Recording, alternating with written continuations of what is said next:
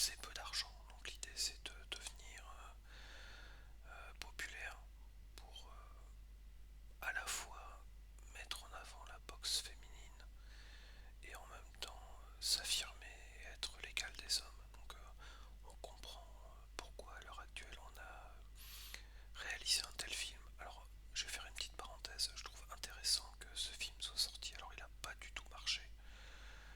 Il est sorti en catimini notamment aux États-Unis, malgré la présence de Sydney Sweeney qui avait été pas mal récupéré par MAGA, tout ce qui est républicain assez hardcore aux États-Unis, notamment pour une pub sur les jeans qu'elle avait fait, je me souviens plus de la marque de jeans, où ça parlait de gêne, enfin voilà, les gens très très à droite avaient beaucoup aimé en fait ce genre de pub, et puis elle restait assez obscure on va dire, qu'elle a été mise sur le devant de la scène par rapport à ça, et derrière on guettait un peu de savoir si elle était vraiment pro-MAGA ou non. Et donc il y a eu un peu des petits allers-retours là dans l'actualité. Enfin, en tous les cas, toujours est-il que ce qui est intéressant, c'est qu'elle tourne un film qui est un peu aux antipodes de ce qu'elle a pu démontrer en tous les cas dans les médias et dans la publicité récemment. La preuve très souvent que les acteurs sont quand même pas forcément maîtres de l'image qu'ils renvoient. Et donc le film n'a pas du tout marché là-bas. Alors je sais pas si c'est parce que c'est une boxeuse lesbienne, ça peut très clairement jouer, mais en tous les cas, le film est passé un peu au travers. Alors j'avoue que j'ai mis du temps à le voir, déjà parce que je trouve que Sydney Sweeney n'est pas forcément une bonne actrice. Alors je sais qu'elle a été révélée dans Euphoria avec Zendaya, qui est, enfin en tout cas j'avais vu la première saison, qui est plutôt une bonne série, même si je suis pas fan de tout dans la série. Et je suis pas forcément fan de l'actrice. Je l'avais vu, alors je suis en train de me rappeler des films dans lesquels je l'ai vu. Donc je l'avais vu dans Madame Web, donc qui est vraiment pas terrible. Et je l'avais vu surtout dans un film, alors le titre m'échappe, où elle jouait en fait. Elle était, comment dirais-je,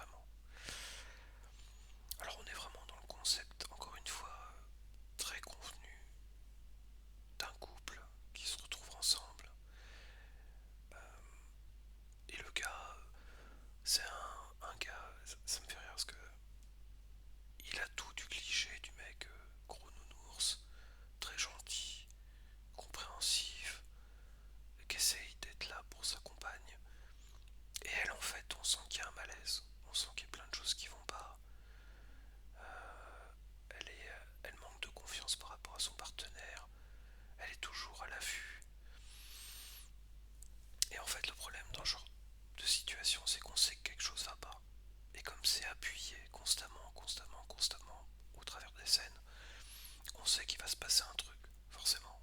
Ou alors le film tombe à plat, mais c'est pas l'idée.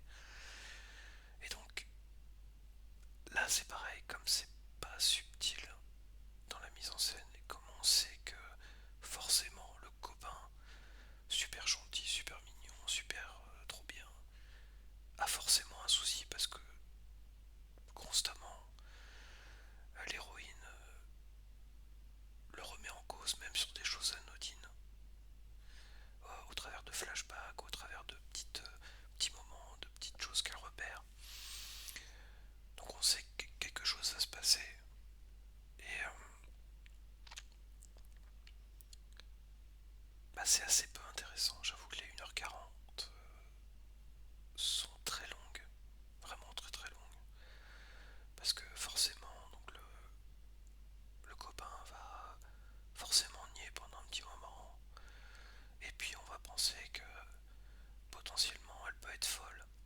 Alors je comprends bien où est-ce que ça va en venir. Ça pourrait être intéressant justement sur la relation homme-femme, la relation de couple, sur les apparences de l'homme gentil. Ça, je l'entends bien et dans l'idée, je suis pas contre. Mais je trouve que c'est à la fois prévisible et très très lent. Et tout ce qui est censé être mystérieux, en fait, ça rajoute de la facilité à ce qu'on va voir ensuite. Et donc, on s'ennuie ferme. Parce que le rythme est très très lent. Parce que. Alors, il s'appelle Oz Perkins, mais c'est Oscar, je crois, Perkins. Et pas forcément très subtil dans ce qu'il présente. Et j'avais déjà ressenti ça dans Long Legs. C'est-à-dire que c'est bien de faire des plans un peu énigmatiques, de montrer les personnages trois quarts face ou vraiment de face qui parlent pas, qui regardent devant eux pour donner une atmosphère. Mais ce genre d'histoire a déjà été fait 100 milliards de fois. Et ça me fait penser au film avec l'acteur de The Boys. Attendez, est-ce que. Jack Quaid. Il avait fait Compagnon. Et exactement dans le même principe. Voilà, un petit couple très gentil, très mignon. Voilà, l'air de rien. Qui se retrouve dans une maison entre amis. Et tout se passe bien, mais on se rend compte progressivement que quelque chose va pas sans mettre le doigt dessus. Et puis d'un coup, la révélation se passe. Donc c'est vrai que on peut pas juste faire une mise en scène basée sur les silences, sur les malaises, sur les plans un peu étranges. Ça peut pas être un argument suffisant à l'heure actuelle pour créer vraiment de l'envie. Enfin, en tous les cas, moi je sais que j'ai pas eu forcément envie de comprendre, enfin de savoir quelle était la révélation finale. Et une fois que la révélation pardon, arrive, bah, je trouvais que bon, elle tombait un peu à plat, que ce soit une machination, que ce soit un contexte fantastique, que ce soit peu importe, à partir du moment où c'est prévisible, où on s'ennuie, on n'a pas forcément envie de savoir ce qui va se passer à la fin. Donc c'est vrai que le film se fait quand même pas mal défoncé par les critiques. Je vois qu'il a une note moyenne de 1,6 sur Allociné. C'est vrai que c'est dur parce que le film est pas si mauvais,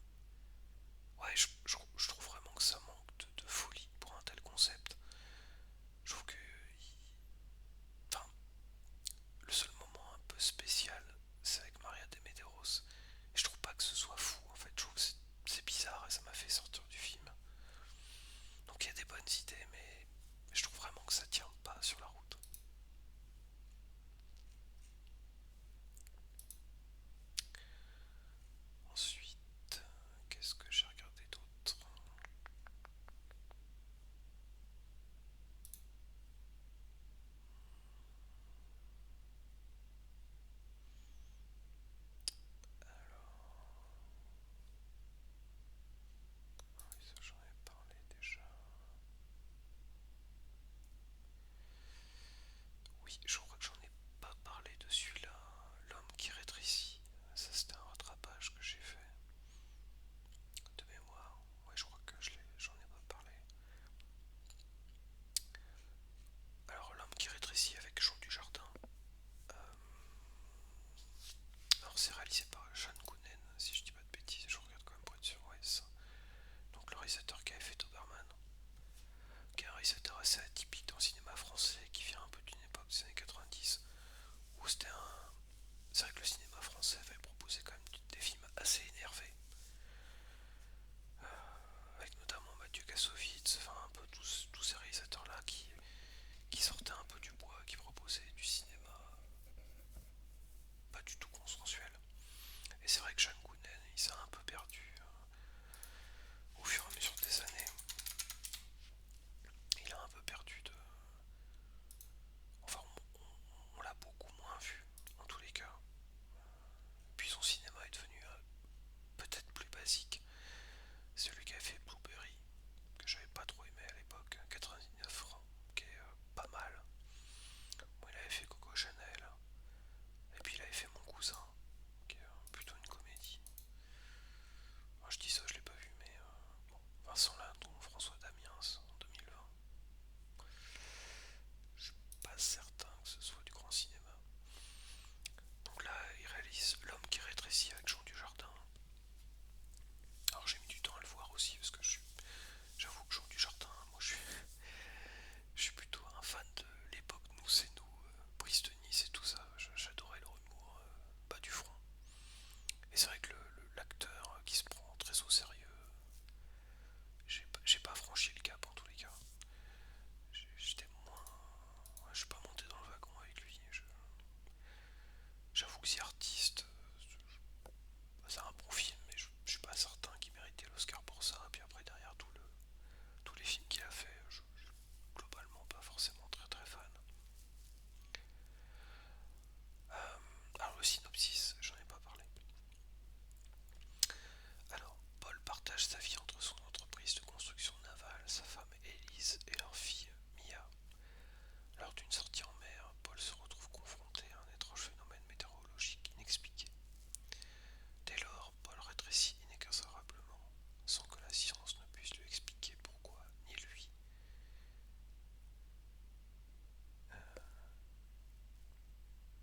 Ne puisse lui expliquer pourquoi, ni lui aide. Ah, lui expliquer pourquoi, ni lui aide d'aucun secours. Désolé, j'ai mis un peu de temps. Quand, par accident, il se retrouve prisonnier dans sa propre cave, et alors qu'il ne mesure plus que quelques centimètres, il va devoir se battre pour survivre. Alors c'est intéressant comme synopsis parce que en fait ça raconte globalement trois quarts de l'histoire. Enfin, même 100% de l'histoire, parce que c'est globalement ce qui va se passer. Alors après, l'intérêt du film repose vraiment sur le contraste. Je savais pas trop à quoi m'attendre en fait, et c'est vrai qu'au départ, on a un peu ce côté cinéma français, cinéma d'auteur, très froid, très premier degré, où en fait on a presque une